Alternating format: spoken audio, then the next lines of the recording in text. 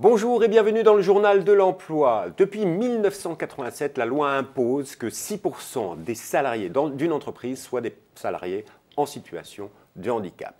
Aujourd'hui, nous sommes encore loin du compte. Pour preuve, le taux de chômage des personnes handicapées est énorme. Il représente près de 8,5% des chômeurs inscrits à Pôle emploi. À l'occasion de la semaine européenne pour l'emploi des personnes handicapées, nous voulions faire le point sur la situation de l'emploi des personnes handicapées dans les entreprises françaises. Et nous avons invité une entreprise qui fait bouger les lignes. Jean-Charles Correa, bonjour. Bonjour. Vous êtes président fondateur de Défi, une entreprise pas comme les autres, une entreprise qui a inventé un nouveau métier. On va en parler tout à l'heure. Mais à l'occasion de cette semaine, qu'est-ce qu'il faut dire? Aujourd'hui, il y a trop de problèmes en France pour l'insertion des personnes handicapées dans le monde du travail ordinaire. Il y a une incompatibilité française entre handicap et emploi. Alors, je ne pense pas qu'il y ait trop de problèmes. Il y a des problèmes. Et le premier de ces problèmes, ou ces difficultés, c'est probablement l'inadéquation entre les besoins des entreprises en termes d'embauche, en termes de recrutement, et les formations qui sont accessibles et qui sont dispensées aux personnes en situation de handicap. Il y a vraiment un gap là.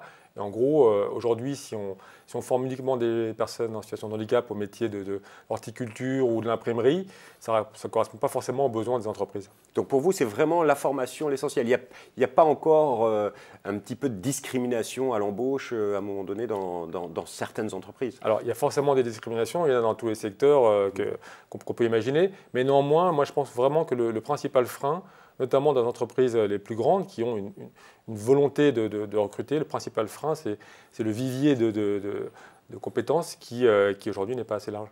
Alors comment répondre, comment lever ces freins? Il y a un gros travail à faire sur la formation, et ça, mais quand on parle de formation, c'est l'intervention de l'État ou ça peut être le fait d'entreprises et d'acteurs locaux? Alors j'ai envie de dire les deux, mon capitaine, c'est effectivement le fait d'entreprises qui vont aller au-devant des dispositifs qui sont existants. Aujourd'hui, il y a un certain nombre de dispositifs existants qui sont un peu compliqués à mobiliser, la difficulté elle est là.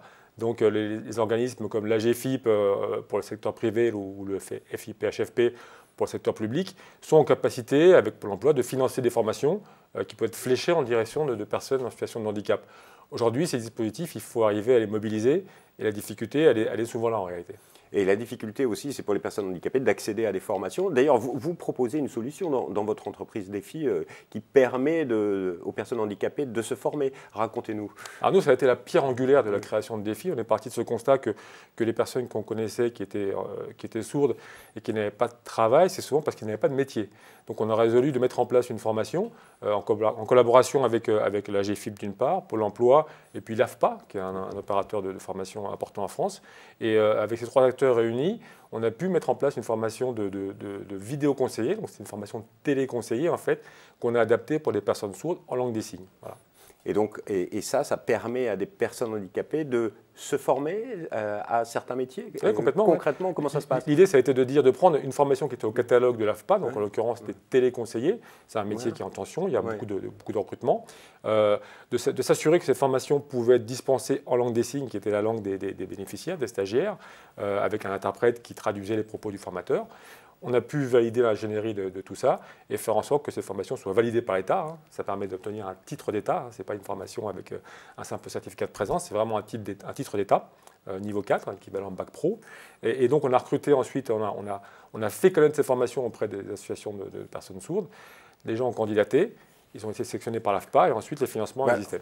Une belle histoire, un joli bilan, j'imagine. Ah oui, aujourd'hui, on a formé 60 personnes et la plupart travaillent chez nous, donc c'est plutôt un joli bilan. Ouais. Alors, par contre, ce qu'il faut dire, c'est que vous êtes une entreprise adaptée. Donc, c'est très important, le rôle de ces entreprises adaptées, de ces entreprises à vocation, on va dire, sociale et solidaire, quelque part, d'être des acteurs pour l'insertion des personnes handicapées dans l'emploi. Le secteur privé ne peut pas le faire tout seul? Alors, le secteur privé peut le faire, mais encore une fois, il y a des contraintes parfois qui sont compliquées à adresser, notamment quand on n'a pas une masse critique en termes de salariés. Si on n'a pas une DRH conséquente, pour une PME notamment, c'est un peu compliqué. Même si effectivement il y a des volontés, c'est plus complexe à mettre en œuvre que pour une grande entreprise où on va trouver une mission handicap avec des gens qui sont dédiés à ça. Donc nous, on vient combler ce vide sur ce que les entreprises n'arrivent pas à faire en direct.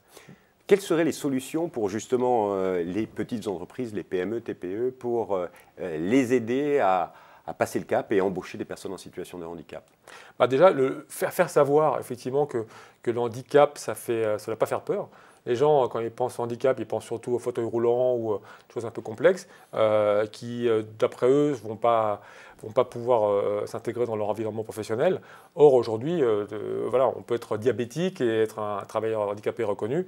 Et à part les nécessités de se piquer de temps en temps, ce n'est pas très contraignant pour l'entreprise. Donc, faire savoir déjà que le handicap, ce n'est pas forcément uniquement des fauteuils. Rien que ça serait déjà un gros progrès. Merci beaucoup, Monsieur Correa, de votre regard. Alors, si vous voulez en savoir plus sur Defi, leur site internet www.defi.com. N'importe quelle entreprise peut s'adresser à vous pour favoriser l'insertion de personnes dans leur entreprise. Alors, nous, on s'occupe surtout de relations clients, ça c'est notre métier, donc voilà, mais effectivement, dans ce cadre-là, oui, on est là pour répondre.